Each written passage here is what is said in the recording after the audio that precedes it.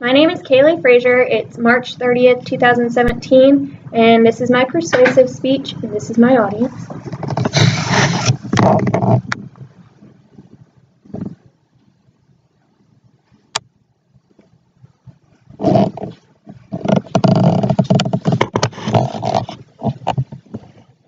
Can you imagine not having the choice of who cares for your medical needs?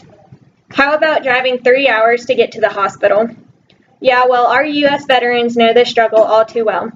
Not only do they have to drive far and not get to choose their doctors, they also have issues even obtaining much-needed doctor's appointments. According to the Inspector General, who reviewed records of veteran patients who were added to the choice list and managed to get appointments outside the VA, auditors found that 82% of them waited longer than 30 days on average. They waited nearly 3 months. Americans need to be aware of the serious health care issues our veterans are facing, because these men and women need to have fair health care treatment. They fought for this country and our safety, and it has taken a huge toll on their bodies, more than anyone can imagine. Today I'm going to talk about how veterans should be able to go to any doctor's office or hospital for medical care. How not all veterans live within proximity to VA care, and VA wait times are really difficult to get, or it's just difficult to make appointments. Scheduling: all veterans should be able to go to any doctor or hospital for medical care instead of just VA clinics or hospitals. The first topic I would like to talk about is that veterans need to be able to go to any doctor's office.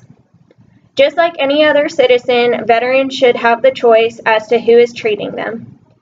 If anyone doesn't like their doctor, they can just go to a new one at any time, where veterans don't have that ability under their VA coverage. They have to only go to the VA care if they want their free insurance. Most VA doctors are just residents. They're not even full doctors yet, and later become great doctors. But in the meantime, the veterans are the guinea pigs. According to disabledveterans.org, after 80 years of repeat failures inside the VA, American taxpayers must really consider whether VA care is a sunk cost and dismantle the system. By not having VA-specific clinics and hospitals, it would save the government money to just give veterans insurance cards so that they can go to the office that they choose that accepts the VA cards and get their free health care through their community practices. There is a program called Veterans Access, Choice, and Accountability Act for veterans to be able to see doctors that fall under the act in their community. However, that program is failing too because the government is failing to pay those outsourced doctors for their appointments, and which is causing more wait times for vets according to Military Times. If veterans were able to just choose their doctor, they would not have the same wait times, especially to see specialty doctors.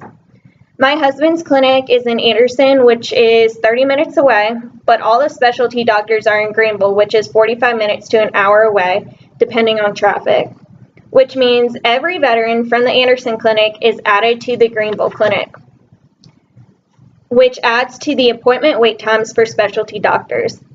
They only have a few specialty doctors for each area and don't expand on specialties very often.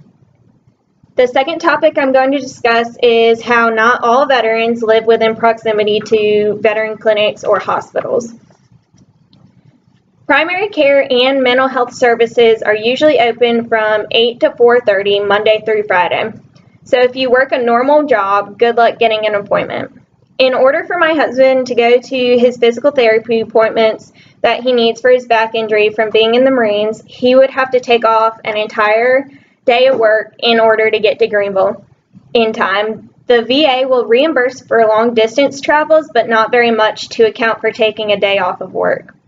For an older person to have to drive all the way from Pickens to Greenville is ridiculous and could be dangerous if they are sick. Which brings me to the point of hospitals not being close enough for emergency or any situations. Most people don't go to the hospital unless they have to. Our closest VA hospital is in Columbia, which could be 2 to 3 hours away, depending on the time that you go. That is way too far to travel for any sort of emergency. It's also too far to have someone drive you after a surgery or procedure. Can you imagine needing to get to the hospital because you felt so terrible and having to get all the way to Columbia? The last topic I would like to discuss is the extreme VA wait times and appointment times. There have been countless stories reported about people dying due to them not being able to get appointments. The number of veterans who have died due to the VA system, errors, or just crowding is astronomical. A veteran in Phoenix, Arizona died due to the VA negligence. This patient never received an appointment for cardiology exam that could have prompted further definitive testing and interventions that could have forestalled his death, said Inspector General. As I talked about before, VA clinics are understaffed severely, leading them to outsource to other VA clinics, leading to even more overcrowding. They really only have resident doctors and nurse practitioners at the VA clinic. They have the space for specialties to be there, but have no staff to fill the rooms. There is already a lot of overcrowding in each, and when they have to send patients to another clinic, it almost makes it impossible to get one. Now that I've told you about how veterans should be able to go to any doctor's office for medical care, how not all veterans live within proximity to VA care, and VA wait times and appointment scheduling, I hope that you, as informed citizens, can agree to my topic. I know personally as a veteran's wife how important it is to get all veterans what they need for medical care, and I want as many people to feel the same way. Our veterans deserve so much more than we could ever give them. It's a national embarrassment that an illegal immigrant can walk across the border and receive free health care, and one of our veterans that has served this country is put on a waiting list and gets no care, stated President Donald Trump. Thanks for listening to my speech.